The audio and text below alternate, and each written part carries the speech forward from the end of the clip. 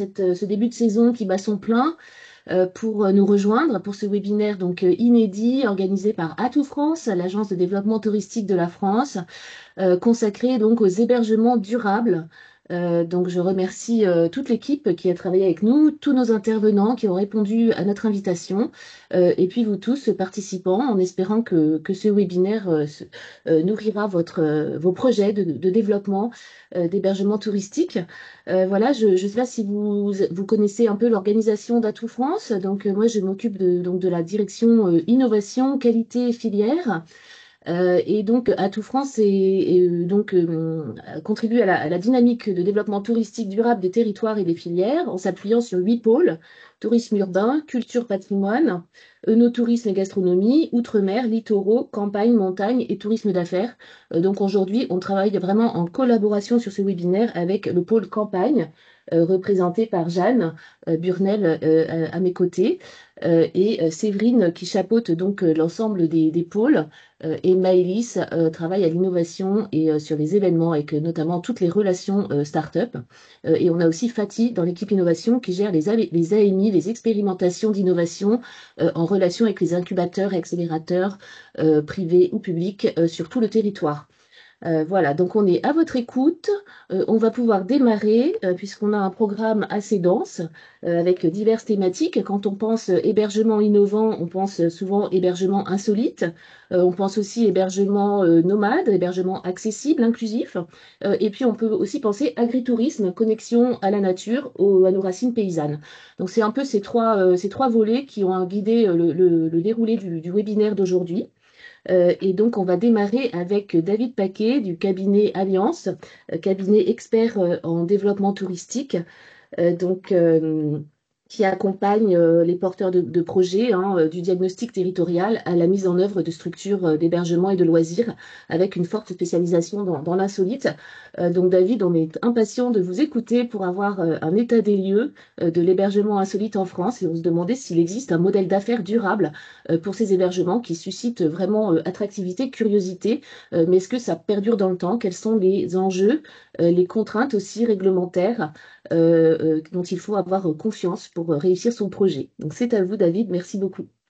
Merci Frédéric. Ravi d'intervenir ce matin. Je vais garder un petit peu le suspense sur la réponse finale, mais je dirais en préambule qu'on est sur un secteur qui est très dynamique quand on parle d'hébergement insolite, qui est très innovant. Régulièrement, chaque année, on voit arriver des nouvelles offres insolites. Donc, je vais passer un peu en revue ces différentes offres. Et surtout, le message, c'est que on a une très très grande diversité de formats, de modules en matière d'hébergement insolite. Donc nous, on travaille dessus depuis 2007, les tout premiers projets, et 2011, on a mis en place un observatoire sur le suivi de la fréquentation et sur le suivi également de l'offre. Et ça nous permet d'observer cette dynamique. Euh, et on va voir qu'il y a des résultats qui sont intéressants, mais qu'il y a beaucoup de paramètres de positionnement qu'on peut faire varier quand on conçoit un projet. Donc, ma petite équipe, vous avez Caroline Chaud qui intervient avec moi, pardon, juste pour terminer. Et on va passer sur la diapo suivante qui va nous donner une petite idée de l'offre en France. Et quand je parlais des paramètres et des variables, vous voyez que depuis 98, les premiers Tipeee qui sont apparus, et 2003, ça a été vraiment le premier grand site qui est apparu en France, en Bretagne, avec le domaine des Ormes, qui est à la fois un camping et qui a développé une partie insolite autour d'un golf. C'est là où on a eu vraiment ce décollage, et dans les années qui ont suivi, 2005-2010, on a eu de plus en plus de sites qui se sont créés. Et 2010-2020, ça a été vraiment une explosion. Nous, on évaluait à entre plus 30 et plus 40% l'augmentation de domaines chaque année. Et avec cette diversité que vous avez à l'écran sur la partie gauche en termes de format de modules d'insolites. En revanche, ce qu'on constate aussi en termes de paramètres qui influent sur le prix, qui influent sur l'attractivité, vous avez les niveaux de confort. on a défini quatre niveaux, mais surtout trois niveaux de confort. C'est le standard qui est finalement l'insolite primaire où on avait des hébergements non reliés à l'eau avec très peu d'électricité, un petit panneau solaire, des toilettes sèches. Donc ça permet de s'implanter dans la nature avec relativement peu de contraintes. Et rapidement sont apparus dès les années 2007-8 des hébergements confortables. On avait une cuisine, un espace sanitaire avec des douches. Donc là, c'est 44% de l'offre aujourd'hui, alors que le standard, c'est encore 47% de l'offre. Et puis est apparu le luxe depuis les années 2012, où là, on ajoute du spa, du sauna, des équipements de bien-être qui viennent en plus. Alors, on a une quatrième formule qui est un peu hybride, c'est du standard luxe, c'est-à-dire vous n'avez pas de douche, mais vous avez un spa. Bon, le spa fait office de douche, on va dire. Donc ça, c'est quelques constructeurs et quelques domaines qui sont passés sur ce type de module avec un traitement d'eau particulier. Mais bon, c'est relativement marginal.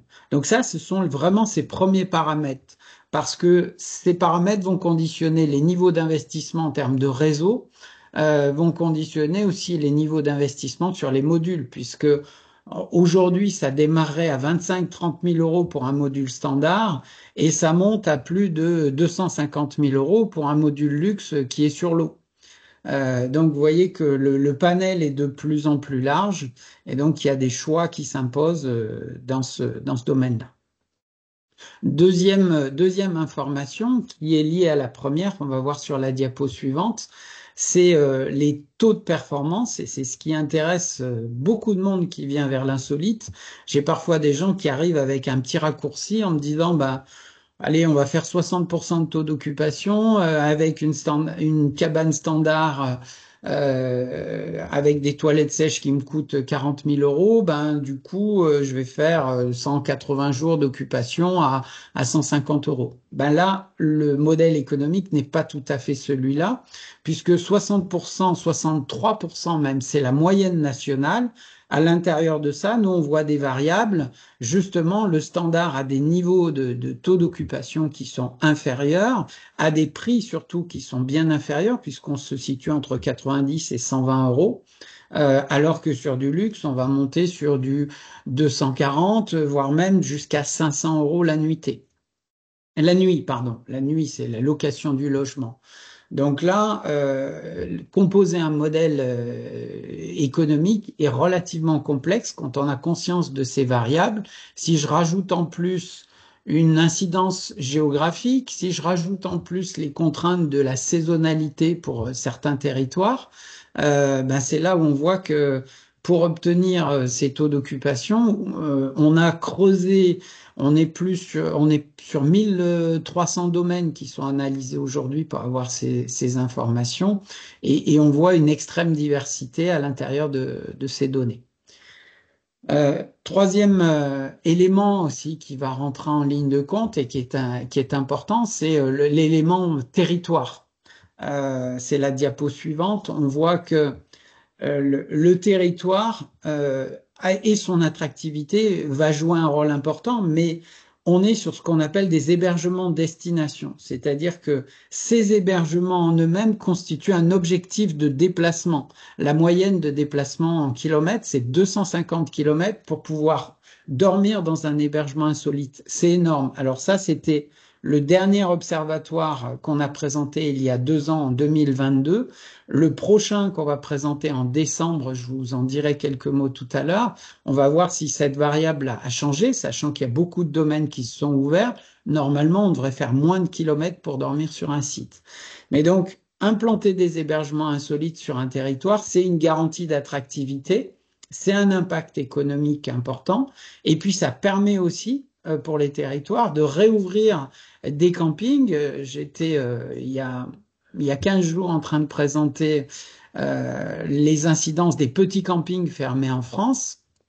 Et on voit bien que la perspective d'implanter de l'hébergement insolite sur des petits campings fermés est intéressante pour certaines communes, soit en restant en propriété publique avec un partenariat sur une longue durée parce qu'on est sur des gros investissements. Ça permet de réouvrir des sites qui étaient fermés. Et puis, il y a aussi des difficultés sur des sites euh, qui ne sont pas urbanisables aujourd'hui, qui sont en zone naturelle ou en zone agricole.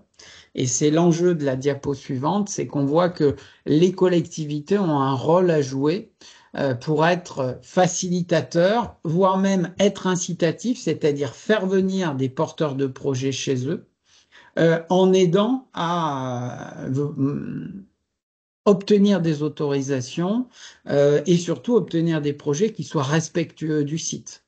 Donc, ce rôle de facilitateur, pour moi, c'est le premier rôle que j'évoque avec des porteurs de projets. Il y en avait une avec moi au téléphone il y a moins de 30 minutes qui m'expliquait toutes les difficultés qu'elle avait en matière d'urbanisme. Et je lui dis, malheureusement, vous dépendez de la volonté de la collectivité, en commune, communauté de communes, et aussi des règlements qui s'appliquent. Si la mairie n'a pas la volonté de modifier son mairie et communauté de communes n'ont pas la volonté de modifier le plan local d'urbanisme, vous n'avez aucune solution. Aujourd'hui, les quelques projets qu'on a eus en opposition avec des collectivités, ça n'aboutit pas. En revanche, si on arrive à travailler main dans la main avec les collectivités, ou comme on le voit aujourd'hui avec les agences d'attractivité des départements pour faire venir des porteurs de projets sur les territoires, je fais un petit coucou à la Creuse, je pense qu'elle est présente, et ben, ça peut fonctionner. Ça peut même très bien fonctionner pour faire des beaux projets. Donc ça, c'est un paramètre qui est très important, ce paramètre territorial, avec les deux diapos qu'on vient de voir à l'instant. Et ensuite, il y a le paramètre du porteur de projet en lui-même, c'est ce qu'on va voir dans le processus. Donc, il va d'abord rechercher un site adapté, négocier sa conformité, c'est ce que je viens d'évoquer aujourd'hui, conformité en termes d'urbanisme, en apportant des garanties sur l'environnement, le paysage. Il y a des craintes énormes aujourd'hui sur les impacts paysagers de ce type d'hébergement et c'est justifié dans beaucoup de cas. Et puis après, il va adapter une offre et définir son fonctionnement. Une offre, c'est pas seulement implanter des modules. Quand on est en pleine nature, on veut savoir aussi comment on va manger, est-ce que je vais avoir du bien-être, comment va être aménagé tout l'espace qu'il y a autour, parce que être dans une forêt, ça peut aussi être un petit peu angoissant si rien n'est fait autour et on n'accède à aucun service. Après, on a toutes les composantes du modèle économique avec une part importante et de plus en plus importante sur le financement des investissements qui va être déterminante. Et par rapport à ça, ce qu'on voit à l'écran, toutes les réflexions sur le positionnement avec des allers-retours qu'on fait entre niveau d'investissement, niveau de rentabilité, choix de cible, choix de confort, choix de service. Et là, autant parfois on a un porteur de projet qui arrive avec une idée bien définie, autant quand on commence à mettre les chiffres les uns en face des autres, on voit des gros doutes et on est obligé de faire plusieurs simulations pour aider à la prise de décision. Et sur la diapo suivante, on voit par exemple des paramètres concernant les types de modules adaptés à des cibles de clientèle. Et bien évidemment, sur ces paramètres, on va rajouter des notions d'investissement et des notions de rentabilité selon les choix qui sont faits. Et enfin, dans le thème du jour, on évoque aussi la question du durable, et c'est la diapo suivante, où avec notre partenaire Abracadarum, partenaire sur l'observatoire, mais aussi partenaire, je dirais presque au quotidien avec nos équipes, pour essayer de continuer à comprendre et à évoluer dans ce métier. On a fait déjà un webinaire sur le développement durable et l'hébergement insolite, où on voit qu'il y a des solutions très avancées qui sont sorties aujourd'hui, notamment aussi sur du traitement d'eau par ultraviolet. Alors ça reste encore compliqué, là on vous présente la cabane autonome qui est sur le site de Sorgues à côté d'Avignon. On a utilisé l'eau du lac pour les toilettes et la douche. Au niveau de la RS, ça ne passait pas sur la douche. C'est relativement compliqué. En revanche, on a montré qu'on était capable de rendre de l'eau potable en la prenant dans une gravière et qu'on était capable de restituer, vous avez une petite remorque avec des plantes, on restituait de l'eau traitée par les plantes de meilleure qualité que celle qui était dans le lac auparavant. Alors, je dis on parce que je me suis intéressé à tout le principe, mais c'est pas moi qui travaille sur les équipements techniques. Moi, je fais simplement la mise en relation. Mais en tous les cas, ça, c'est un très bel exemple d'innovation qui permet d'avoir un impact très réduit. Et enfin, on le voit aussi sur la diapo d'après, tout le travail qui est fait sur la valorisation des déchets, sur le traitement, je vous ai dit traitement d'eau par les plantes, qui permet d'avoir une filtration, une réutilisation de ces eaux. Aujourd'hui, que ce soit pour l'insolite comme dans le secteur du camping, on est en train de réfléchir à réduire les consommations d'eau qui passent de 180, on peut les descendre jusqu'à 80 litres par personne et par jour. Ça, c'est un vrai objectif et c'est un gros enjeu qui concerne l'insolite, qui concerne le camping et bien d'autres secteurs de l'hébergement, en ayant une réflexion sur quelles sont les ressources qu'on a en eau et comment on va pouvoir la réutiliser derrière. Et enfin, dans le souci, dans le thème du jour, on a évoqué aussi la notion de modèle économique. C'est ce qu'on va voir. Je vous donne quelques fourchettes de chiffres sur la diapo suivante sur les principaux ratios financiers, mais c'est toute la difficulté de ce que je vous ai expliqué tout à l'heure. On a des prix à la nuit qui commencent à 60 euros, d'autres qui vont à 500 euros. C'est pas simplement du yield management, c'est toutes les composantes que je viens de vous exposer sur les choix de modules, les choix de confort, le fait d'être sur l'eau quand l'eau est très demandée, même plus demandée que beaucoup d'autres modules. Donc là, on a vraiment une forte amplitude. Et du coup, on a aussi une amplitude sur le volume d'activité des sites, entre 80 et 200 nuits, selon le niveau de confort et selon les zones d'implantation, les périodes d'ouverture, parce que pour certains d'entre eux, on fait le choix de ne pas être chauffés, ils fonctionnent 3 mois ou 4 mois de l'année. Et enfin, là aussi, le rendement par module. Alors, ça va faire rougir pardon, c'est la diapo précédente. Le rendement par module qui va faire rougir les gestionnaires de camping parce qu'effectivement, en camping, on parle de 4 à 15, 20 000 euros de rendement annuel par emplacement. Là, on est sur du 28 jusqu'à 50 000, voire un petit peu plus pour certains. 50 000 euros de chiffre d'affaires annuel sur ces implantations, à savoir quand même que le niveau d'investissement est bien plus important que ce qu'on peut faire dans un camping pour un emplacement. Et enfin, les retombées économiques directes et indirectes. Directes, on les estime entre 50 et 60% du chiffre d'affaires si on inclut la masse salariale et toutes les consommations d'eau, d'électricité, bien sûr, et les taxes de séjour. Et 45 euros en moyenne par nuitée, c'est les consommations des clients qui vont faire à proximité. Cette manne va varier en fonction du niveau de service qu'on a sur la structure. Si j'ai très peu de services, je vais avoir plus de consommation à l'extérieur. Voilà.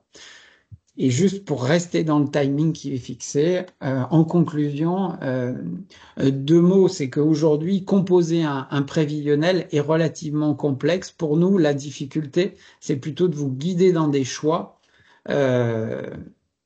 Et on a des charges aussi spécifiques à l'insolite, des charges de commercialisation, des charges d'entretien, des charges de consommation qui sont un peu plus élevées qu'ailleurs, donc c'est important d'être très vigilant. Voilà pour cette première partie. Et je terminerai juste sur la toute dernière diapo, même si on peut évoquer des questions. C'est celle concernant notre événement le 3 décembre dans l'Oise. C'est la diapo la toute dernière. On a un événement, c'est le 3e observatoire de l'hébergement insolite, où on va présenter les résultats de la fréquentation, donc 2023, et les résultats de l'observation de l'offre 2024. Et c'est un événement où on réunit à la fois des gestionnaires, des porteurs de projets et des territoires qui s'intéressent à à l'insolite. Voilà. Je suis à disposition s'il y a des questions. Un grand merci pour cette présentation très complète, exhaustive, qui montre qu'il vaut mieux se faire accompagner pour bien étudier tous les volets du business model et qui montre aussi l'impact sur le durable. Moi, j'ai beaucoup aimé l'histoire du traitement de l'eau par les plantes. Je pense que ça pourrait vraiment aussi faire l'objet d'un témoignage sur France Tourisme Durable. On en reparlera plus tard. On va regarder si on a des questions dans l'assemblée. Euh, je n'en vois pas. Est-ce que quelqu'un souhaite intervenir? Alors, on va passer à la partie suivante. Je passe la main à Maëlys pour le volet accessibilité. Merci Frédéric. Merci encore à tous de participer à ce webinaire. Donc, dans un deuxième temps, on va accueillir trois intervenants qui répondront à la problématique suivante, donc l'hébergement innovant, levier pour un tourisme plus inclusif et durable. Donc, on va commencer avec Easy, qui a été développé par Toulib pour recommander et orienter vers les solutions d'hébergement et d'équipement compatibles à tous les types de handicap, donc que ce soit visuel, moteur, auditif ou mental.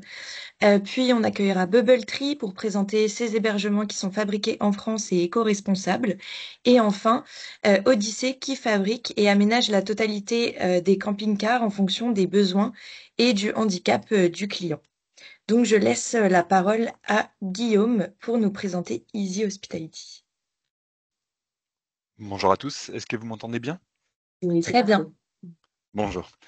Donc, ravi d'avoir la possibilité d'échanger avec vous aujourd'hui. Alors, je sais que j'ai 5 minutes d'échange. La présentation qui a été fournie est un peu longue, donc je suis désolé, Maëlys, il va y avoir beaucoup de changements de slides. Donc déjà, ravi de pouvoir présenter un petit peu l'approche qu'on a sur l'innovation et la façon dont on souhaite aborder le confort pour tous. On reviendra sur ce concept grâce aux solutions qu'on a développées, notamment dans un premier temps sur Toulib.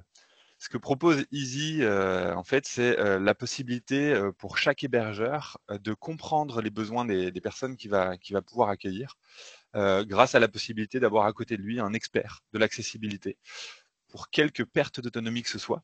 On le verra un peu plus tard. Alors ça va de la famille qui arrive avec 2 poussettes, 2 enfants en bas âge, ce qui est mon cas aujourd'hui. On parle déjà de perte d'autonomie.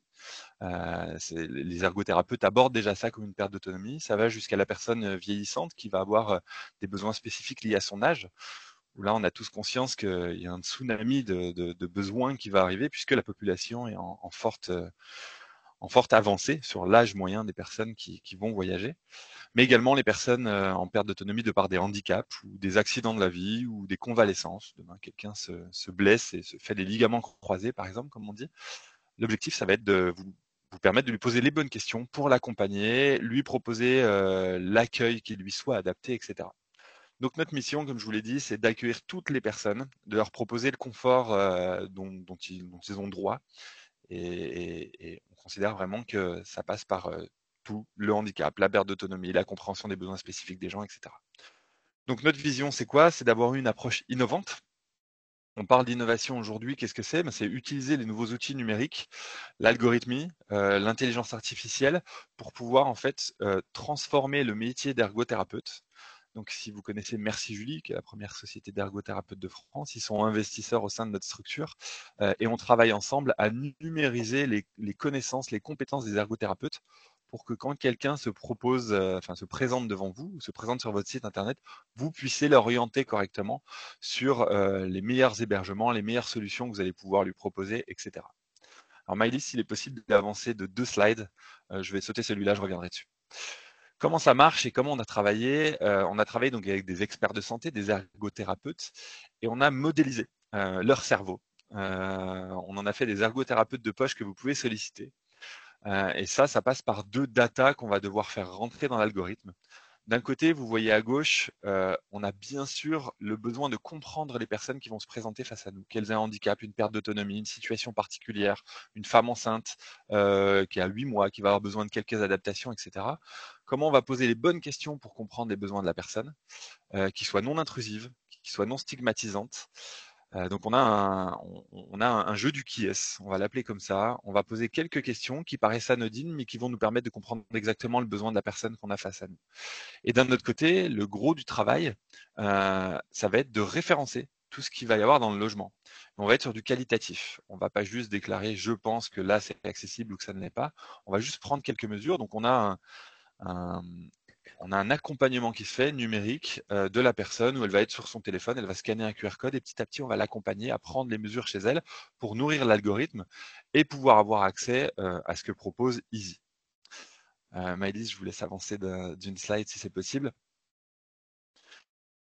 Donc voilà, comment se propose, enfin comment on accède à ce produit? Il y a deux façons d'y accéder bien sûr, soit depuis une plateforme en ligne. Alors une plateforme SaaS, sans rentrer dans le technique, c'est simplement vous avez rien à installer, vous allez sur un site et on va vous poser quelques questions sur votre logement et vous allez pouvoir utiliser cette plateforme quand vous recevez un client, quand il vous appelle, si vous avez une plateforme de réservation qui permet de prendre vos réservations. Ils vont poser les bonnes questions qui sont bien pensées, comme je vous l'ai dit, non intrusives, et ça va vous permettre d'orienter les gens sur soit les logements au sein de votre parc qui sont les plus adaptés, soit sur le matériel qu'on peut leur livrer en 48 heures. Alors on a des partenariats partout sur le territoire français, avec Harmonie Medical Service, avec Envie Autonomie, etc., pour pouvoir livrer du matériel visant à augmenter le confort des personnes qui réservent un logement chez vous. Soit bien sûr directement sur votre site web, il y a une intégration qui peut se faire par vous ou par nous, ça s'appelle une API techniquement, mais qui permet de dire bon, on va intégrer ce questionnaire et en fait quand les gens vont arriver sur notre site de réservation, on va leur poser s'ils ont un besoin particulier, ils vont dire voilà j'ai un besoin particulier, on va leur poser ces quelques questions et le site va orienter automatiquement les gens sur les logements qui sont les plus adaptés à leur situation particulière. On ne vient pas mettre de label, on ne vient pas dire c'est bien ou c'est pas bien, on ne vient pas évaluer la qualité d'un logement. Notre but, c'est pas de vous dire si vous êtes bon ou pas bon, c'est de vous dire voilà quel est le logement le plus adapté aux besoins de la personne qui est face à vous ou sur votre site internet. Et derrière, de vous accompagner en disant eh ben, on peut vous livrer un siège de douche, une barre de maintien ventousée, tel type de matériel qui va augmenter son niveau de confort de tant de pourcents et vous pouvez viser à ce que son confort soit le plus grand possible lorsqu'il arrive dans votre logement. Malice, je vous laisse avancer d'un slide encore. Donc je reviens rapidement sur le type de personnes effectivement qu'on souhaite adresser. Le confort pour tous, c'est pas simplement le handicap. Alors notre ADN est dans le handicap puisque tout est né d'un accident de la vie au sein de ma famille et m'a donné l'idée de développer une plateforme qui permette de mettre en lien des personnes qui ont des besoins spécifiques liés à leur handicap et des logements adaptés. Mais très vite, on s'est rendu compte que si on voulait aider le plus de personnes possible, mais il fallait qu'on s'ouvre à la perte d'autonomie due à l'âge, à la perte d'autonomie liée aux situations familiales, à la perte d'autonomie temporaire, etc., etc. Et de deux, il fallait également qu'on puisse proposer cet algorithme qu'on gardait au départ jalousement sur notre plateforme, en se disant c'est tout notre travail, on a mis notre cœur et notre sang. Et en fait, maintenant, on le propose, et c'est ça maintenant qu'on propose aux hôteliers et aux professionnels de l'hébergement. Mali, je vous laisse avancer encore d'une slide. Donc notre prestation d'accompagnement, c'est déjà cet outil de fléchage numérique qui permet d'orienter les personnes vers vos logements. L'aide à l'accueil, à la réception, des bonnes prises en compte des particularités de chaque personne. De créer de la data qui permet de savoir dans quoi on va investir, pourquoi, à la fin de l'année ou à la fin du trimestre, vous avez eu 63 demandes sur ce type d'équipement. Pour augmenter le confort de personnes avec un certain âge, par exemple, puisque sur cette temporalité, je ne sais pas, au mois de juillet, vous avez plus de personnes avec un certain âge qui viennent, ou au mois de septembre. Alors, vous allez avoir les statistiques qui vont vous dire, si vous investissez dans un siège de douche à 60 €, vous aurez la capacité de répondre à 60% des demandes qui vous ont été faites sur les 6 derniers mois. Pour ces personnes qui ont des besoins spécifiques. Donc, on crée de la data également, dont des analytiques, etc., pour aider les propriétaires de logements à investir, à comprendre dans quoi ils investissent et pas juste à essayer de suivre soit des standards, soit des grandes orientations qu'ils ne comprennent pas forcément. Il y a vraiment ce côté ergothérapeute de poche et conseiller de poche. Maëlys, je vous laisse continuer. Les plus, alors on pourra revenir dessus s'il y a des questions. Ça fait beaucoup de bullet points. Voilà, l'objectif, c'est d'augmenter la fidélisation client, la satisfaction client, que le client se sente considéré, soit dans sa perte d'autonomie, soit dans son handicap, soit dans son besoin spécifique, qu'il en parle autour de lui et forcément, c'est d'augmenter la satisfaction client qui donc amènera forcément une visibilité derrière. Rapidement, parce que c'est pas forcément le plus intéressant, on est soutenu bien sûr par 3 ministères aujourd'hui. Le ministère chargé des sports à l'époque, puisqu'on permettait d'accéder à des activités pour les personnes en perte d'autonomie. On reviendra dessus si nécessaire. Les communications qu'on a pu avoir dans les journaux, je vous laisserai, si vous recherchez Toulib ou Easy, vous aurez bien les informations nécessaires. Et aujourd'hui, alors il y a un nouveau support très fort qui est apporté par la Caisse de retraite, la Caisse des dépôts et la Sécurité sociale. On est incubé au sein de Vivalab. On est reconnu comme une entreprise solidaire d'utilité sociale. pour le travail qu'on fait sur l'inclusion des personnes en perte d'autonomie, en situation de handicap, etc. Et on est reconnu par l'État comme une entreprise de la French Tech pour l'algorithme et l'intelligence artificielle qu'on a développé qui permet de comprendre les besoins des clients ayant des besoins spécifiques. Voilà, je crois que je suis quasiment au bout des 5 minutes. Je vais laisser le temps à des questions s'il y en a. L'innovation française, oui, c'est juste pour dire qu'on est basé à Dijon. C'est pas développé partout dans le monde. C'est une solution développée sur le territoire et qui vise à se développer sur le territoire français. Voilà. Merci pour votre attention. Donc, est-ce qu'il y a des questions? Alors, je sais pas, Maëlys, j'ai pas pris le chronomètre, mais je sais pas s'il y a un temps de questions qui est attribué pour chaque présentation. Si jamais il y a des questions, mais je crois que pour l'instant, il n'y en a pas. Peut-être que plus tard, on aura l'occasion de revenir sur Easy. Ok, avec plaisir. Mais Et merci beaucoup, Guillaume. Merci. Merci et bravo Guillaume pour cette utilisation de l'intelligence artificielle et de l'innovation vraiment pour un tourisme plus inclusif et accessible à tous. C'est Merci. passionnant. Merci. Merci beaucoup. Merci. Pouvons-nous avoir un contact pour vous joindre? Donc vous aurez tous les contacts dans la présentation. On peut vous le remettre dans le chat, le contact de Guillaume. Tous les contacts sont sur les slides introduisant les parties. Mais bien sûr, pas de problème, on est dans le partage chez Atout France. C'est vraiment notre mission de faciliter et de développer comme ça les témoignages et les synergies. Merci beaucoup, Guillaume. Maintenant, je vais laisser la parole à Stéphane pour nous présenter Bubble Tree. Oui, bonjour à tous. Merci à Atout France et puis à tout le monde d'être là. C'est d'autant plus intéressant qu'Atout France puisse aborder cette thématique puisqu'on va faire un lien assez direct dans la problématique du jour du tourisme durable et ce que c'est en termes d'hébergement, de décarbonation de cette pan de l'économie, hein. C'est 8% des émissions carbone, hein, le tourisme. Il y a un vrai sujet et donc il y a sans doute à s'améliorer. On va voir un petit peu comment avec Bubble Tree on répond à ça et en faisant écho d'ailleurs avec deux labels qui sont portés par Atout France qui sont Vignoble et les Découvertes et Accueil Vélo. Euh, on voit qu'on s'inscrit dans cette tendance lourde du tourisme durable. Alors juste un petit clin d'œil avant de passer à cette diapositive, celle précédemment. On va avoir une magnifique aurore boréale. Donc ça, c'est en Laponie finlandaise, hein, évidemment. Alors normalement à la période des aurores boréales, ben, il y a de la neige. Ah ben là, il n'y a pas de neige. Donc, vous voyez, le changement climatique est déjà là. Et donc, il y a un vrai sujet aussi, puisque derrière, il y a des enjeux de façon de pouvoir proposer l'offre ou même d'existence ou de continuité de l'offre touristique avec des moyens en phase avec ce qu'on va proposer. Évidemment, comme dans Vignobles et Découvertes, ce sont les patrimoines, les vignobles et les paysages des vignobles qui sont classés. Donc, c'est une façon d'embraser et de venir proposer une immersion dans ces paysages qu'on vient visiter, éventuellement des phénomènes naturels qui s'y proposent. Là, les aurores, mais ça peut être la faune, la flore, les dégradés de lumière, du couchant au levant ou simplement un coucher de soleil. Donc, on va voir que c'est intéressant de pouvoir créer des hébergements, mais tout comme pour les aurores boréales, eh bien, ça n'est que saisonnier. La quasi-totalité, là, on peut passer à la slide suivante.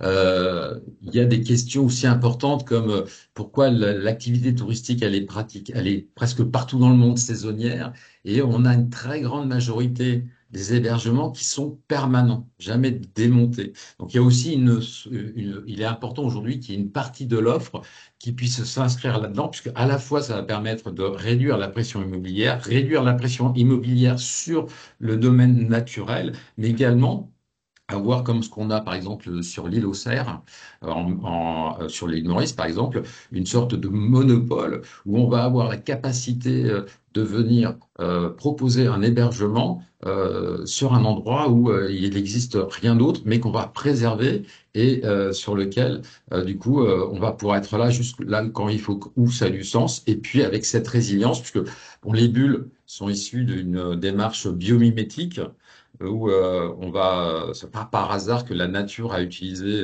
la bulle pour transférer tout ce qui était fonction liée à la vie. On parle de l'œuf, du fœtus, de la graine. Tout ça, c'est rond, c'est parce qu'il y a plein de choses au niveau de l'écoulement de la des énergies. Donc, ça va nous permettre plein de choses.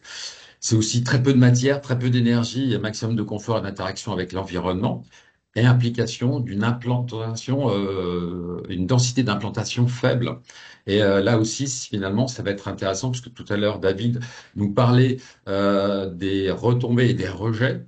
La problématique des toilettes sèches ou des douches recyclées, eh bien, ne se pose quasiment pas sur un site à faible implantation, c'est-à-dire camping à la ferme, euh, chambre d'hôte, sur des modèles de petite taille. Mais par contre, dès qu'on va passer sur des choses plus importantes, eh bien, on va avoir des soucis. Tout simplement, aujourd'hui, vous avez un site en Bretagne, je crois, où c'est une société qui est passée à des toilettes sèches avec je sais pas combien, près d'une centaine de chambres. Eh bien, en fait, aujourd'hui, ils peuvent pas traiter sur place parce qu'ils n'ont pas les volumes. Et il faut qu'ils transportent donc maintenant faire un centre de déchets agréé leurs toilettes sèches. Et ça, il faut qu'ils le fassent en camion réfrigéré. Autant dire que les coûts sont complètement hallucinants et le bilan carbone pas tout à fait au rendez-vous. Donc, on va voir qu'effectivement, il y a un vrai sujet là-dessus. Et on peut passer à la diapo suivante, que faire des hébergements expérientiels où du coup sur une partie de l'offre, on vient s'immerger dans ces paysages. On a aussi une offre qui devient différente, c'est-à-dire que euh, l'hébergement devient l'activité, voire le but du séjour. Et cette dimension qu'on entend maintenant un peu dans certains insolites et de plus en plus, là, cette dimension expérientielle, elle est évidemment plein d'intérêt puisqu'elle est aussi pédagogique, puisque du coup, il y a cette sensibilisation à l'environnement, à ce rapport à la nature et ce temps de l'observation et du voyager local ou de se réinvestir la dimension locale. Donc en fait, on voit que dans cette dimension durable, il y a évidemment un grand sujet. On peut passer maintenant à la slide suivante. Là, c'est le lien avec justement le label Vignoble et Découverte avec les paysages classés. On voit que finalement, c'est intéressant de pouvoir s'inscrire là-dedans. Donc, c'est pour ça que, aussi que les pouvoirs publics doivent, et Atout France doit nous tous soutenir dans cette démarche de venir faciliter les PLU pour un certain type d'hébergement, notamment entre la distinction entre la classification de HLL, hébergement léger de loisirs. Mais attention, dans cette classification, il y en a qui sont démontés et réellement démontés, et d'autres pas. Et on va voir que c'est pas du tout le même enjeu, ni les mêmes implications. Et du coup, c'est important que les pouvoirs publics puissent faire la distinguo pour le droit et la simplicité des porteurs de projets pour s'installer sur un site. Bah oui, c'est une raison. Les paysages préservés, patrimoine touristique, c'est une raison, je pourrais dire même économique pour préserver l'environnemental. Donc finalement, c'est un double enjeu. Donc on parle du durable ici. Là, on a un vrai sujet qui va permettre d'agir sur notre environnement. Euh, donc je parle évidemment de la pollution sonore, lumineuse et environnementale, quelle qu'elle soit. On peut passer à la slide suivante. Mélisse, voilà.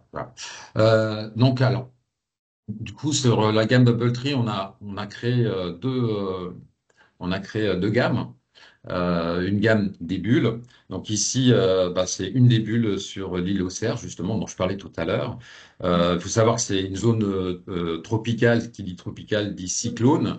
Et bien là, on va tout simplement mettre à plat les abat-jours, les tirer. Même si aujourd'hui, j'ai des bulles puisqu'on en crée sur les toits de Paris pour l'hôtel, par exemple, le Canopy pour équiper son rooftop. On demande des dents qui résistent à 140 km/h, ce qui nous pose absolument pas de problème avec les bulles. On a fait tout le travail qu'il faut depuis bien longtemps.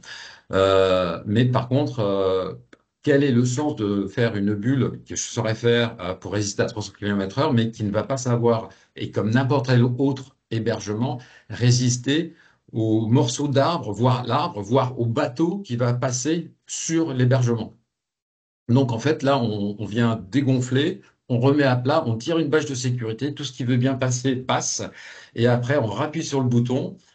Et une fois après avoir pensé les plaies des hommes, on peut redémarrer sur son activité économique. C'est ce que j'appelle, moi, la résilience. Et également, ça rentre dans la dimension du durable, parce qu'évidemment, les coûts, les implantations et les préjudices et potentiellement les assurances derrière vont pas être sur les mêmes coûts. Donc, l'intérêt finalement d'avoir un certain nombre d'hébergements juste là où il faut démontables et pendant la période va permettre aussi d'avoir cette sécurité économique dans nos projets. Super. Pour les bulles, en plus, du coup, c'est très peu d'énergie, donc on peut être en autonomie énergétique. C'est des turbines auto-adaptées qui permettent de gonfler la structure, de renouveler l'air, mais également de récupérer tout ce que la nature peut nous proposer. Donc, on a une régulation thermique et hygrométrique qui peut être passive. Et donc, on est dans des endroits, comme vous avez pu voir, extrêmement froids ou extrêmement chauds. On peut parler du désert du Wadi Rum en Jordanie, où du coup, on va utiliser les ressources du sous-sol parce qu'on a déjà une maîtrise sur l'air. Pour certains qui connaissent peut-être sous l'appellation puits canadien ou puits provençal. Mhm. Voilà. Donc, tout simplement, là, en Laponie finlandaise, quand il y a de la neige, euh, on peut avoir des températures de -20 à -40 pour passer à éventuellement un confort à plus 16-18 pour une chambre minimum. Eh bien, ça fait une élévation de température énorme. Par contre, prendre de l'air de l'extérieur, le faire passer, cheminer juste dans la neige qui est à 0 degré, eh bien, en fait, on va pouvoir récupérer des degrés gratuits. Et 1 degré, c'est 7% de consommation d'énergie. Donc, en Mhm. fait, on va pouvoir, par ce biais-là, tout simplement récupérer de l'énergie facilement. On peut passer donc, je passe après sur il y a des faits de compression, décompression. Merci Ça permet Stéphane. de, oui. Je suis désolée, on avait Ah un oui, temps de pardon. parole, on avait un pitch de 5 minutes par intervenant. Ah oui, oui, ok. Euh, donc c'est absolument passionnant et merci pour ce voyage magnifique que vous nous offrez et qui nous transporte aux quatre coins du monde et sur les toits de Paris. C'est merveilleux. On va devoir malheureusement Bien sûr, enchaîner bien sûr. pour tenir le Je vais délai pas plus d'une loin, heure. excusez-moi. Hein, mais en tout cas, bravo et merci pour ces hébergements parfaitement durables, autonomes, transposables, à faible impact environnemental, qui nous connectent aux racines et à notre nature aussi originelle. Hein. On va passer à l'intervenant suivant. Ouais.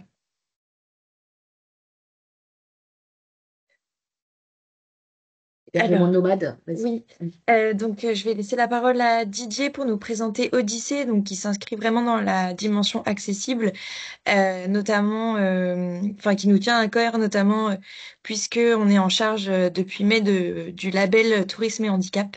Et donc, je laisse la parole à Didier. Alors bonjour à tous, donc c'est pas Didier qui va parler aujourd'hui finalement, il y a eu un petit imprévu ce matin. Donc je suis désolée, c'est moi qui vais présenter l'entreprise Odyssée. Donc voilà, moi je suis la fille de l'autre gérant en fait et j'ai intégré l'entreprise dès son lancement. Voilà. Donc vous pouvez passer à la slide suivante. Alors donc Odyssée, donc on est spécialisé dans la fabrication, dans la conception et dans la fabrication de camping-cars aménagés pour les personnes à mobilité réduite. Donc, avant toute chose, Odyssée, c'est une histoire. Donc, c'est la rencontre en fait entre deux hommes, donc deux personnes qui s'appellent tous les deux Didier. Donc, le premier, c'est Didier Delcuzul. Donc, Il était agriculteur et agent territorial à l'aéroport de Rodez en Aveyron, jusqu'à ce qu'un accident de la route en 2001 le prive de l'usage de ses bras et de ses jambes. Donc il est aujourd'hui tétraplégique. Donc à l'époque, il a voulu, à la suite de son accident, acheter un véhicule aménagé en fait. Donc c'est là où il a rencontré Didier Bastide, qui est gérant d'un garage automobile en Aveyron. Et donc Didier Delcuzul a fait aménager plusieurs véhicules chez lui, donc ils sont devenus amis au fil du temps en fait. Et pendant des années, il lui a parlé d'un camping-car aménagé pour pouvoir non seulement voyager, mais plutôt en fait participer aux événements de la vie, rendre visite à ses amis, à ses proches, avoir quelque chose en fait qui lui permette tout simplement de quitter son logement parce qu'il était déjà resté enfermé chez lui. Donc Didier Bastide, à force qu'il lui en parle, il s'est dit bon, on va essayer de t'en fabriquer un vu que tu n'en trouves pas d'accessible en fait à ta tétraplégie. Au début, il y croyait pas trop, parce qu'il s'est dit qu'est-ce qu'il va faire d'un camping-car dans cet état. Et finalement, ça a été la renaissance quand il a eu son camping-car. Donc, il lui a fabriqué le premier camping-car de aménager à ses besoins. Et malheureusement, Didier Delcuzul, en fait, a eu des graves problèmes de santé quand il a eu son camping-car, donc il a été hospitalisé. Et pour pouvoir en faire profiter d'autres personnes en fait et rentabiliser son achat, il l'a proposé à la location. Donc en fait, après quand il est sorti de l'hôpital, il avait plus de véhicule pour pouvoir l'utiliser, donc ils en ont fabriqué un deuxième. Et voilà, ainsi de suite, il y en a plusieurs qui ont été fabriqués. C'est comme ça que l'entreprise Odyssée est née. Donc de base, c'était pas forcément pour le voyage, mais plutôt pour avoir quelque chose d'accessible pour pouvoir vivre et quitter son logement tout simplement. Voilà. On peut passer à l'autre slide. Donc voilà, les camping-cars. Donc on voit un petit peu l'évolution. Nous, en fait, on part d'un plancher cabine et on fabrique absolument tout dans nos ateliers et on les aménage sur mesure. Donc vous pouvez voir sur la première image un plancher cabine. On achète ça, nous, en fait, et ensuite on fabrique toute la cellule. Donc c'est sur la deuxième photo où on met les panneaux, les pièces de carrosserie pour former la cellule du véhicule. Et ensuite, ça rend la dernière photo. Voilà. Donc, on fabrique tout et on aménage tout selon les besoins et le handicap du client. Donc, on fait tout dans nos ateliers. On se situe en Aveyron. Donc, on a le petit label, le petit macaron Made in Aveyron. Voilà. Vous pouvez passer à l'autre slide. Et donc, voilà, pour de plus petits gabarits, parce que bon, le camping-car est parfois trop gros pour certaines personnes, pour leurs usages, etc., on peut faire des véhicules plus petits, donc des vannes, des fourgons, qu'on aménage pareil, totalement sur mesure selon les besoins et le handicap du client. Donc, ça peut être un véhicule neuf ou d'occasion pour les fourgons. Voilà pour ça. Donc ça, c'est tous les aménagements qu'on peut faire en fait dans les camping-cars et dans les fourgons. Donc on essaie vraiment de s'adapter au maximum en fait aux besoins des clients. Je sais qu'on a des clients qui avaient besoin de toilettes par exemple complètement sur mesure. On va essayer de s'adapter au maximum à ce qu'il leur faut. Donc par exemple, on peut mettre sur la première photo, vous pouvez voir un rail de transfert au plafond. Donc pour les personnes qui ne peuvent pas faire leur transfert, le haillon élévateur pour pouvoir rentrer à l'intérieur du véhicule en fauteuil roulant. Le poste de conduite et le poste passager peuvent tous les deux être aménagés pour qu'une personne en fauteuil puisse s'installer en restant sur son fauteuil. Donc une personne en situation de handicap lourd peut conduire le véhicule. Et ensuite, on aménage tout le reste du véhicule, donc l'espace salle de bain. Là, on peut voir une photo du lavabo qui passe sous les jambes, en fait, pour que les personnes puissent se laver les mains et sans être gênées par le placard. Il y a une douche à l'italienne. On peut mettre des caméras 360 degrés pour aider, en fait, lors de la conduite, l'immédicaliser, etc. Voilà. Et après, on essaie vraiment de s'adapter au maximum. On a des clients qui nous demandent des choses très, très particulières et on va essayer, en fait, de répondre à leurs demandes. Vu qu'on fait tout nous-mêmes, on essaie vraiment de fabriquer quelque chose qui leur correspond. Voilà. On peut passer à l'autre slide. Et donc, pour pouvoir accueillir nos clients, en fait, on a des clients qui viennent de très loin. Donc, la plupart des véhicules qu'on a vendus, justement, ils viennent du nord de la France. On a beaucoup de clients de Lille, Bretagne, etc. Donc, nous, vu qu'on est dans le sud de la France, on a aménagé une maison, en fait, pour pouvoir accueillir nos clients qui viennent de loin parce que, malheureusement, à cause de leur handicap, ils ne trouvent aucun logement pour venir nous rendre visite, essayer les véhicules, voir ce qu'on fait, etc. Donc, nous, on a un logement où il y a un rail de transfert au plafond, lit médicalisé, douche à l'italienne, etc., pour qu'on puisse les accueillir. Et on propose aussi ce logement aux personnes à mobilité réduite, en fait, qui veulent découvrir la région, rendre visite à leurs proches, etc. Voilà. Donc ça, c'est si jamais vous voulez, parce que c'est vrai que c'est un petit peu compliqué là, dans le diaporama de bien vous montrer à quoi ressemblent les véhicules. Vous pouvez flasher les QR codes qui s'affichent sur votre écran et vous pourrez visualiser en fait une vidéo de présentation d'un camping-car et visiter virtuellement un des camping-cars. Voilà. Bravo. Merci beaucoup, Lucie. Merci, merci à vous. Ah.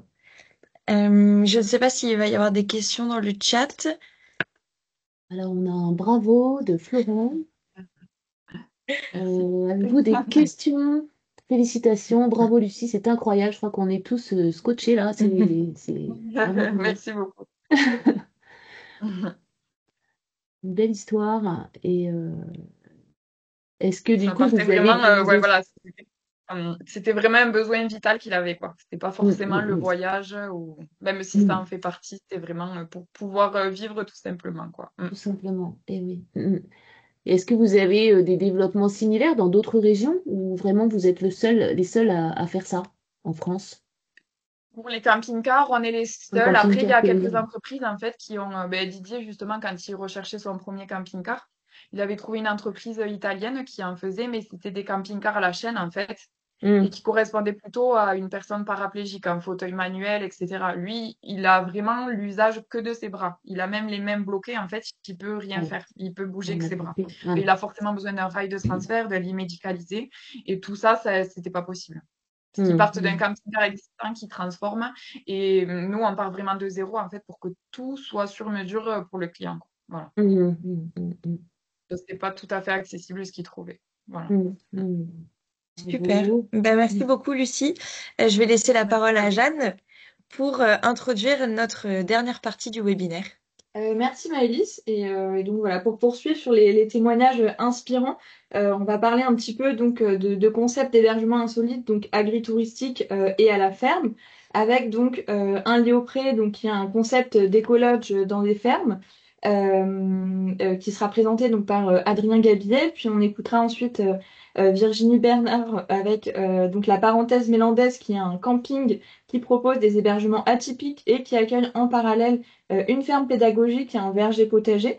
Et enfin, on écoutera donc Clémence Galopin qui nous présentera Parcel Tiny House, donc une solution pour les agriculteurs qui souhaitent se lancer dans l'accueil de touristes via l'installation de Tiny House sur leur exploitation. Et donc, on va laisser la parole à Adrien Gabillet. Que j'ai vu normalement Ouais, tout à l'heure. parfait. Est-ce que là, vous m'entendez bien? Oui, très bien. Ok, super. Merci en tout cas pour me laisser présenter notre concept Un lit au pré. Nous, on a pour objectif de développer des lieux de glamping à la ferme.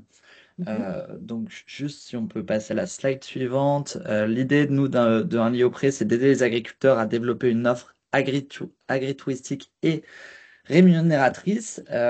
Notre mission pour aller assez vite, c'est que on finance des grands écologes, on les positionne chez des agriculteurs et on s'occupe de la maintenance de ces hébergements, mais aussi de commercialiser les séjours à travers notre plateforme unliopré.fr.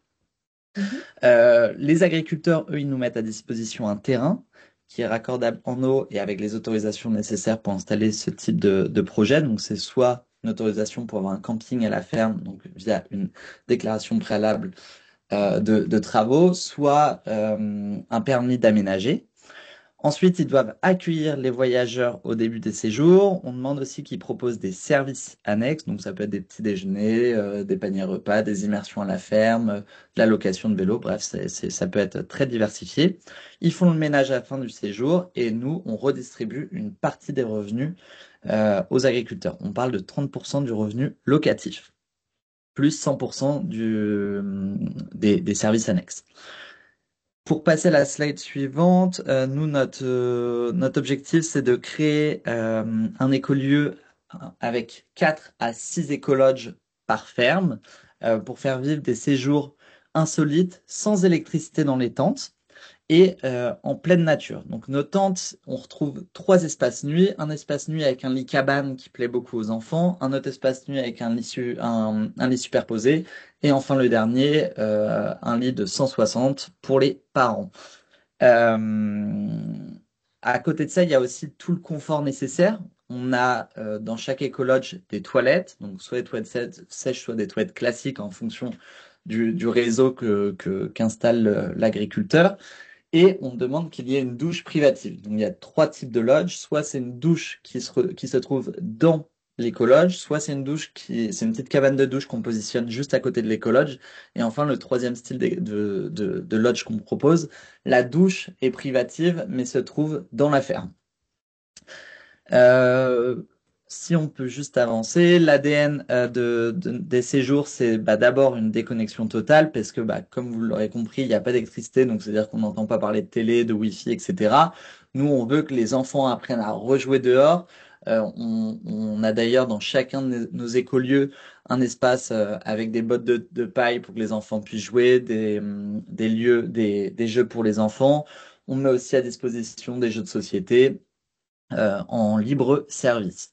Ensuite, c'est de vivre au rythme de la ferme. Les agriculteurs proposent des activités découvertes tous les jours. Donc, ça peut être de nourrir les animaux, de faire les soins pour les animaux, de faire des tours en poney. Enfin bref, ça varie vraiment en fonction de l'exploitation et en fonction de la saison. C'est aussi ça qui est sympa et c'est pour ça qu'on a un gros taux de clients qui revient. On a 40% de nos clients qui reviennent l'année suivante et souvent dans des fermes différentes parce qu'ils veulent vivre des activités différentes.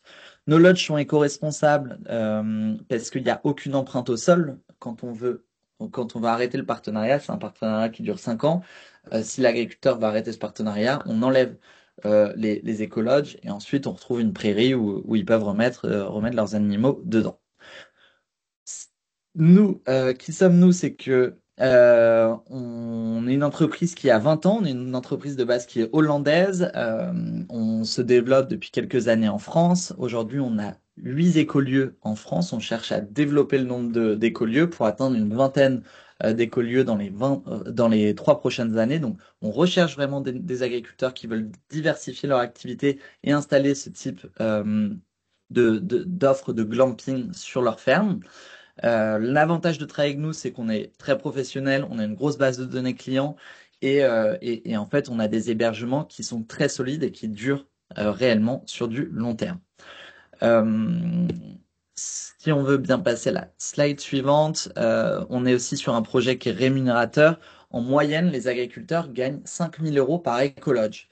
Donc, si vous avez 6 écologes, l'agriculteur peut gagner jusqu'à 30 000 €, en moyenne, gagne 30 000 € de revenus par an. Donc, on est vraiment sur un vrai complément de revenus. Et enfin, les terrains qu'on recherche, c'est d'abord d'être dans un joli terrain qui est en pleine en plein dans les champs ou face à un étang. Enfin, l'idée, c'est vraiment qu'on soit en déconnexion totale. Ensuite, être dans une ferme qui accepte de faire vivre et partager son métier d'agriculteur. Donc, il faut vraiment qu'il y ait des activités en lien avec la ferme. On cherche aussi des fermes avec des animaux parce que notre cible, c'est principalement des familles avec des jeunes enfants. Donc, c'est toujours intéressant quand il y a des animaux dans la ferme. Et enfin, on veut aussi que l'agriculteur puisse proposer des services annexes. Pour nous, on gagne vraiment 0 € sur les services annexes, mais ça nous permet de faire venir les clients, parce que plus il y a de services annexes, plus on a des arguments commerciaux pour faire venir les clients, notamment les petits déjeuners, c'est des choses qui plaisent beaucoup à nos clients. Si vous souhaitez du coup nous rejoindre, n'hésitez pas à aller sur notre site, il y a un petit questionnaire à remplir, soit vous m'envoyez un mail à a.gabier@liopré.fr ou sinon, vous n'hésitez pas à m'appeler, je serai ravi de répondre à toutes vos questions. Super, merci beaucoup Adrien. Merci Adrien. Donc on va passer maintenant à la parenthèse mélandaise avec donc Virginie Bernard. Bonjour. Alors je ne sais pas si vous m'entendez bien, c'est bon? Parfait. On vous Bon. entend. Bon, parfait. Donc, juste avant de commencer, je tenais à remercier Atout France pour cette possibilité de présenter la parenthèse mélandaise et puis à féliciter tous les intervenants d'aujourd'hui. C'était vraiment passionnant comme échange. Donc, je vais vous présenter la parenthèse mélandaise dont je suis cofondatrice avec mon mari. On peut passer à la slide suivante. Ça, on aura un premier support. Donc, en fait, on a un camping insolite et éco-responsable qui a ouvert en octobre dernier. Donc, en fait, nous, on a fait le choix d'être ouvert 9 mois dans l'année, de mars à novembre. Donc, ça fait à peu près 275 jours d'ouverture dans l'année. Et pour donner une petite idée, on a été accompagné entre autres par David Paquet de Cabine Alliance. On avait fait un rendez-vous ensemble sur notre phase de conception, puisqu'on a travaillé pendant à peu près 2 ans avant l'ouverture de notre camping. Et donc, du coup, notre seuil de rentabilité, puisque l'idée, c'est aussi d'apporter un peu des chiffres clés pour les personnes qui souhaitent créer ce type de projet-là. Nous, notre seuil de rentabilité, il est à peu près à 139 nuitées par hébergement. Donc, sur les 275 jours d'ouverture, ça laisse voilà, de la marge. Donc, bien entendu, on ne peut pas viser un taux d'occupation à 100% sur notre période d'ouverture, mais ce serait beau en tout cas. Mais en tout cas, on est plus aux alentours, on va dire, de un petit peu moins de 40%. On a donc 10 hébergements atypiques qui sont tous différents les uns des autres. Une capacité de couchage de 40 personnes avec un prix moyen la nuitée de 112 €, sachant qu'on a fait le choix de mettre en fait d'avoir des prix qui sont abordables, on va dire, pour toutes les familles, puisqu'on a vu tout à l'heure qu'il y avait aujourd'hui une offre qui porte aussi sur des solutions de luxe où on va être plutôt à partir de 200, 300, même plus la nuitée. Donc nous, on est plutôt sur un positionnement familial avec un prix qui est accessible de prime abord. Et après, la possibilité d'avoir des options, donc notamment les draps avec les lits à l'arrivée, les petits déjeuners avec des produits locaux. Et donc, une fois qu'on a toutes les options, on va plutôt être sur un prix moyen, on va dire, entre 180 et 200 € la nuit. On a donc, comme on vient d'ouvrir, on n'a pas encore les différents labels mais on a un certain nombre d'objectifs et notamment d'avoir un classement étoilé 4 étoiles dès cette année. On cible le label Tourisme Handicap, le label Accueil Vélo et l'écolabel européen d'ici 2026. On peut passer à la slide suivante, s'il vous plaît. Donc, pour vous présenter le concept de la parenthèse mélandaise, comme je vous l'ai dit, on a 10 hébergements atypiques et on a fait le choix de ne pas ramener les réseaux d'eau et d'électricité jusqu'aux hébergements, mais de proposer des solutions alternatives pour tous les sujets. Donc, on a notamment des batteries autonomes qui délivrent une capacité de 1000 à 1500 watts et qu'on recharge, nous, avec des panneaux solaires qui fonctionnent très bien et qui permettent d'avoir une autonomie d'à peu près 3 jours dans les hébergements. Et après, donc nous, on a un peu plus de batterie, donc on peut assurer une rotation. On a des toilettes sèches dans tous les logements, même les plus petits, c'est des petites toilettes sèches pliantes qu'on peut trouver par exemple dans les camping-cars. On a également des poêles au bioéthanol pour avoir une solution de chauffage quand il fait froid. Et on a des kits pique-nique avec une partie isotherme qui permet en fait de pouvoir avoir une boisson fraîche. Enfin, il y a une carafe en verre donc avec une bouteille d'eau et il y a une partie avec des verres, etc. Donc on a voilà quelque part un peu l'eau, l'électricité, mais autrement. On a fait le choix, donc ça c'est moins éco-responsable, mais d'avoir une piscine chauffée et couverte qui a un vrai élément de différenciation. Après, donc dans les investissements qu'on a fait pour diminuer notre consommation énergétique pour pouvoir la chauffer, donc elle est couverte et on a en plus une bâche qu'on vient mettre la nuit sur le bassin de façon à vraiment maintenir la température du bassin et éviter de consommer. Et la nuit, en fait, on coupe le système de chauffe. Donc, ça limite quand même grandement l'impact. Après, on en a parlé tout à l'heure. Pour le traitement des eaux usées, on a fait le choix d'un traitement par les plantes, ce qu'on appelle la phytoépuration. Donc, en fait, on a une cuisine partagée et un bloc sanitaire commun. Et donc, ces deux parties-là sont reliées à notre système de phytoépuration. Et donc, je vous le disais, dans cet espace, on a fait le choix d'avoir un espace commun pour les repas. Donc, nous, le matin, on y sert des petits déjeuners qui sont proposés avec des produits locaux. Donc, on travaille notamment, par exemple, avec une chèvrerie qui est à côté où on a du fromage de chèvre enfin, moi, j'étais un peu sceptique sur le fait de le servir le matin au petit déjeuner, mais en fait, ça plaît beaucoup. On a du jus de pomme qui est fabriqué dans le Loir-et-Cher également, des confitures. On entend beaucoup parler aujourd'hui de l'actualité du chocolat poulain. Nous, on est situé entre Blois et Amboise et le matin, on a de la pâte à tartiner poulain et du chocolat en poudre. Donc, ça me tenait à cœur d'en parler aujourd'hui. Et en plus, on a une petite partie épicerie de produits locaux au niveau de notre bureau. Et donc, on a, par exemple, de quoi faire un petit repas. On propose des pâtes, des sauces, des tartinades. On a aussi du vin de Mélan, puisqu'on est sur une commune qui a une AOC vin de Touraine. Donc, voilà, on a plein de partenariats avec des acteurs locaux. Ensuite, notre objectif, c'est vraiment de permettre aux personnes qui séjournent chez nous d'être dans un environnement, de se déconnecter de leur vie au quotidien et d'être en reconnexion avec le vivant. Donc, ça passe par effectivement le fait de favoriser les rencontres avec cet espace partagé. Le vivant, pour moi, c'est aussi l'observation de la nature et de voir la nature pousser. Et donc, c'est pour ça qu'on a ce projet de création de verger potager participatif qui est en cours, qui va être réalisé sur la thématique des 4 saisons. Et nous avons donc une petite ferme pédagogique avec des animaux qui sont principalement issus de sauvetage et de refuge. Et là, on propose des animations, notamment par exemple le nourrissage des animaux, où je vais avec les enfants ou les adultes nourrir les animaux, expliquer l'histoire de chacun. On propose également des ateliers avec des artisans locaux. Donc, par exemple, là, on voit une photo, on a fait un atelier tote bag, donc c'était la fabrication d'un petit sac avec une couturière qui est en local. On a aussi des activités fabrication de pastilles de lave-vaisselle, savon, la création d'un savon, tout le process dans sa globalité, ça dure 3 heures.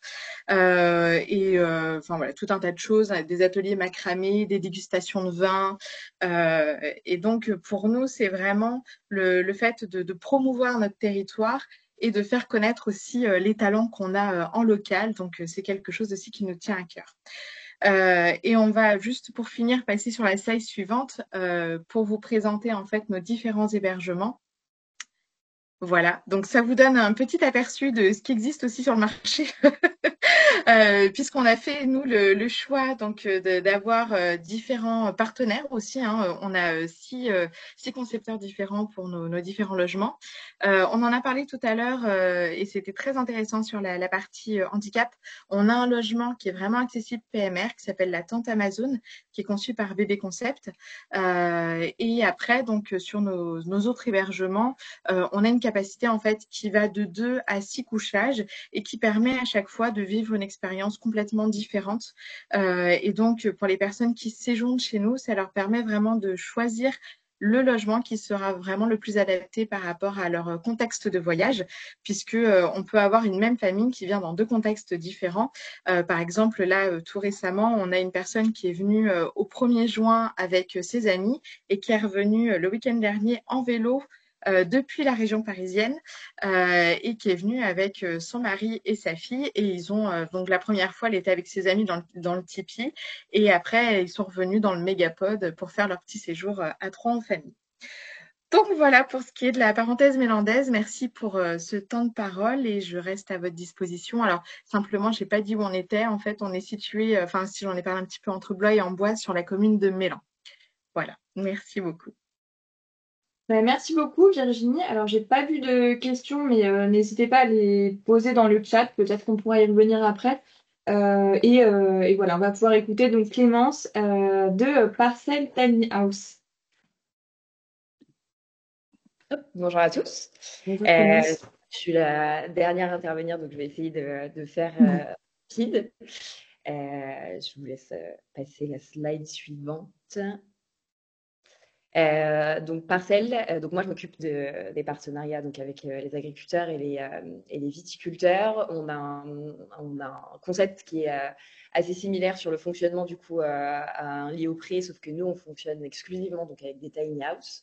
l'idée, c'est de pouvoir financer, donc installer des micro-maisons sur des terres agricoles, donc en partenariat avec des agriculteurs ou des viticulteurs, et de leur permettre du coup de se diversifier sans investissement de départ. Si on peut passer la slide suivante. Voilà, donc nous, en fait, on sélectionne des lieux un peu partout en France. Donc, on est aujourd'hui exclusivement sur les territoires français. Et on travaille exclusivement donc, avec des agriculteurs ou des viticulteurs. Ensuite, nous, on finance et on installe les tiny. Entre les deux, il y a un sujet qui est celui effectivement de l'urbanisme, qui est pour nous un vrai enjeu, puisque on a besoin d'une autorisation pour installer sur des terres agricoles. Donc ça passe par des déclarations préalables, donc soit effectivement via une autorisation de camping à la ferme, puisque nos tiny houses sont considérées comme des caravanes. Et donc on peut s'installer sur un camping à la ferme, soit directement du coup une déclaration préalable pour installer une caravane sur un terrain pour plus de 3 mois, puisque nous, on est ouvert à la réservation toute l'année. Et donc, il nous faut une autorisation pour rester 12 mois sur l'année sur les exploitations. Donc, on prend en charge l'investissement de départ. Les tiny, elles arrivent toutes équipées, voilà, même jusqu'à la petite cuillère. Et en contrepartie, du coup, on cherche des agriculteurs qui peuvent, eux, prendre en charge l'opérationnel sur place.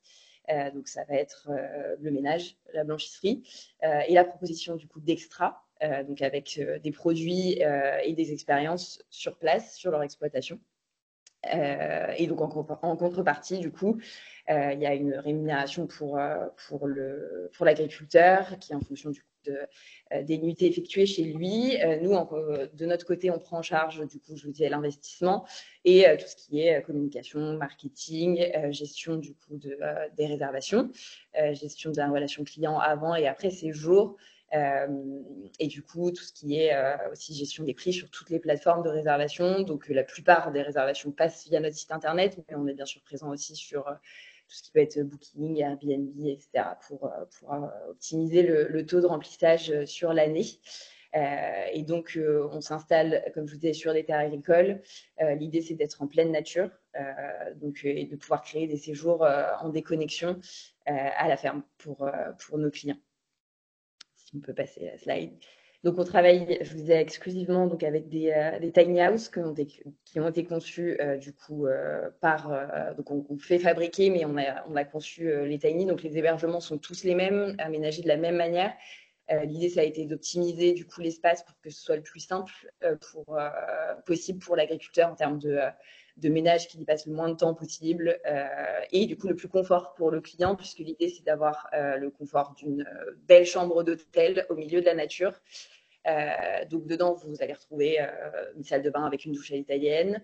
On travaille avec des toilettes sèches. Alors c'est pas avec de la chure, c'est des toilettes Ecodoméo. On a une cuisine avec un frigo, des plaques pour faire la cuisine, à manger. On a un grand lit avec une vue panoramique du coup dans la tiny. Et on peut accueillir du coup 2 adultes et jusqu'à 3 enfants en bas âge dans la tiny. Sur les raccordements, c'est pas nécessaire de raccorder à l'électricité ou à l'eau, ça peut être en totale autonomie. Donc on a les deux types de tiny. Quand elles sont en totale autonomie, du coup, il y a des panneaux solaires sur le toit de la tiny qui rechargent les batteries et qui permettent du coup l'utilisation de l'électricité dans la tiny. Et pour l'eau, si on ne peut pas raccorder, on installe des cuves agricoles en fait à l'arrière de la tiny qu'il faut pouvoir remplir au fur et à mesure, mais qui permettent du coup de pouvoir s'installer un peu où on veut. Et pareil sur le système du coup d'évacuation, on est sur un système totalement autonome avec un système de filtration et du coup d'épandage. Et l'idée, c'est qu'effectivement, tout est éco-conçu, tout est éco-certifié. On installe la tiny en une demi-journée, ça reste sur roue, sur châssis, et il n'y a pas d'impact en fait sur le sol. Si on peut passer du coup. Voilà nos implantations actuelles en France. Donc aujourd'hui, ça fait 4 ans que Parcelle existe. On a 31 partenaires pour 36 tiny installés. Donc la plupart du temps, on installe une seule tiny par exploitation, puisque l'idée, c'est que ça reste une diversification et une activité annexe pour l'agriculteur. On a certains lieux où on peut avoir 2 tiny, mais ça reste assez rare. Et du coup, on a beaucoup plus d'agriculteurs aujourd'hui que de viticulteurs, pardon, puisque le concept s'adapte aussi vraiment à des exploitations à taille humaine. On ne travaille pas forcément avec des gros exploitants où l'idée c'est vraiment de pouvoir permettre du coup aux agriculteurs de se diversifier, et nous on cherche aussi le contact humain avec eux. C'est très important pour nous d'avoir l'agriculteur en direct, puisque du coup il y a toute cette partie aussi extra qui est proposée. Donc ça passe par les produits, mais aussi beaucoup par les expériences. Et du coup, si on peut passer la slide suivante. Donc, on a un hébergement qui est commun à tous, mais on a des dizaines d'expériences qui sont pour le coup uniques sur chaque exploitation. Donc, on a à peu près tout type d'exploitation. Ça peut être des centres équestres, ça peut être du maraîchage. On a même des associations, des refuges pour animaux, des vignobles, comme je disais. Ça peut être aussi des écolieux. Donc sur chaque exploitation, vous allez retrouver du coup des extras qui sont complètement différents. Et l'idée, c'est d'effectivement faire revenir nos clients qui sont satisfaits de l'hébergement, mais qui veulent vivre des expériences différentes d'une exploitation à l'autre. Et une des missions aussi de Parcelle, c'est aussi forcément de recréer du lien, de faire découvrir du coup ou redécouvrir l'agriculture française, et du coup de permettre aussi aux agriculteurs d'avoir du passage sur leurs exploitations, de pouvoir échanger avec les clients, et du coup aussi de faire vivre leur exploitation, puisque la plupart de nos agriculteurs sont aussi bienvenus à la ferme, ont aussi des boutiques à la ferme, et donc c'est avoir un cercle vertueux autour de ça. Et si on peut passer la dernière, il me semble. Voilà, et donc je vous disais, il y a une redistribution du coup du revenu. Donc on centralise, nous, les réservations, et ensuite il y a une redistribution sur les nuitées effectuées. Donc tout le revenu est mensualisé sur du coup la proposition des extras. Donc ça commence au petit déjeuner, ça peut être une planche apéritif, et puis ça peut être une balade à cheval. Ça peut être de la cueillette, mais aussi on peut proposer des activités, si les agriculteurs le souhaitent, qui peuvent être en dehors de leur exploitation. Ça peut être par exemple de la location de vélo ou ce genre de choses, mais du coup sur chaque exploitation c'est différent. Et bien sûr, il y a aussi le revenu qui est généré sur place via les boutiques à la ferme ou les expériences qui peuvent être déjà proposées sur place. Donc ça, sur ce chiffre-là, nous, on n'a pas trop de vues, mais en tout cas, sur les 2 premiers points, globalement, une tiny house, ça peut générer de 5 à 12 000 euros par an.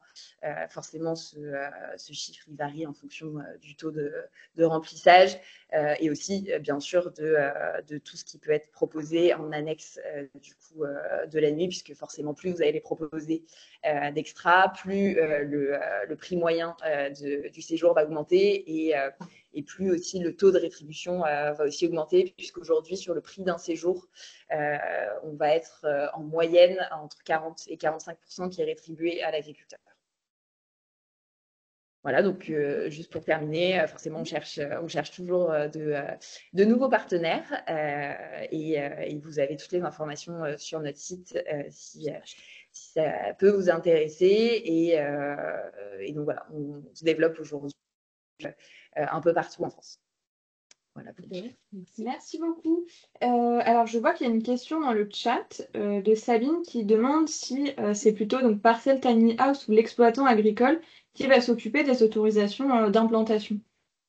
Alors, c'est toujours à l'agriculteur d'aller déposer le dossier, puisque c'est forcément rattaché à son exploitation. En revanche, nous, on accompagne sur toutes ces étapes. Donc, il y a une première visite qui est faite On se déplace, on va prendre les photos, on valide l'emplacement. Et ensuite, du coup, on fait le dossier pour l'agriculteur qui, lui, ensuite va déposer. Et bien sûr, on suit le dossier avec eux sur les négociations, puisqu'il y a souvent des négociations avec les communautés de communes ou les services d'urbanisme pour essayer de faire passer le dossier. Merci. Donc, il y a quand même un accompagnement des agriculteurs. Oui, tout à fait. Et il y a une deuxième question donc, de Virginie qui demande comment se fait l'approvisionnement en eau potable.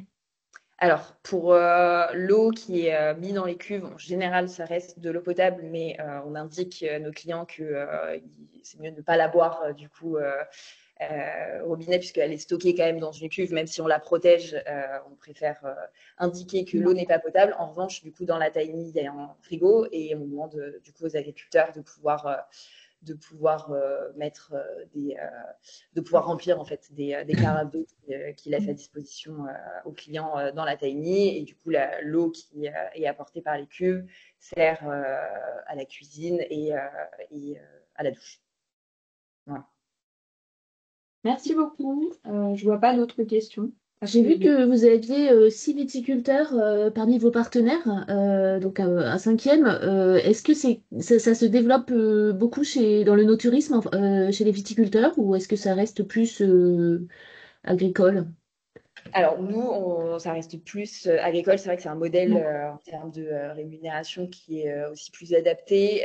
En général, les vignobles, ce à quoi on est confronté, c'est que souvent c'est des plus grosses exploitations, que en général c'est pas forcément eux, en tout cas les propriétaires, qui font par exemple le ménage ou dans les tiny, et du coup ils embauchent des gens pour le faire, et là forcément le modèle devient moins intéressant pour eux.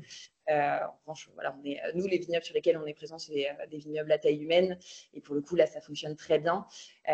Et c'est vrai que nous, il y a aussi une vraie appétence pour les clients, pour nos clients en tout cas, sur les vignobles. C'est des lieux qui fonctionnent très bien.